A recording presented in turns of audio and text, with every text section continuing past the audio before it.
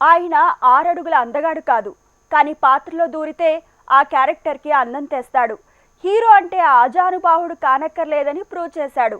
ఎన్టీఆర్, ఏఎన్ఆర్, కృష్ణ ఎందరున్నా తనకంటూ ఓ జోనర్ ఉంది. చంద్రమోహన్ అంటే మనలో ఒక్కడనేంతగా ఆడియన్స్లో ముద్రపడింది. హీరోగా కనిపించిన వెంటనే కమేడియన్గా ట్రాన్స్ఫార్మ్ అయ్యేవాడు. ఈ జనరేషన్కి కూడా తన పాత్రలతో దగ్గరయ్యాడు. అలా నవ్వించి కదిలించి మనలో ఒక్కడయ్యాడు.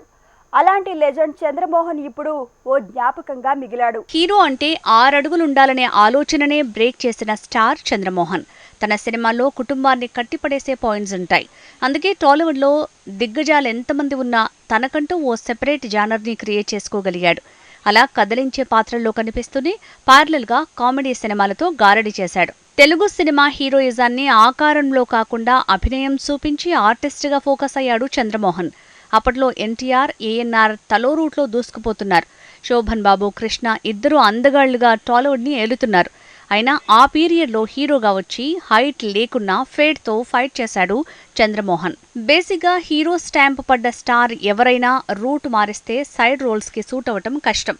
కానీ చంద్రమోహన్ హీరోయిజం చూపిస్తూనే క్యారెక్టర్ ఆర్టిస్ట్గా కనిపించాడు. వేగంగా పాత్రలు మార్చి ట్రాన్స్ఫార్మ్ అయ్యాడు. హైట్ లేడు కాబట్టి సరిపోయింది, లేదంటే ఎంతో మంది ఫేట్ మార్చేవాడన్నాడు శోభన్ బాబు. That is Chandramohan.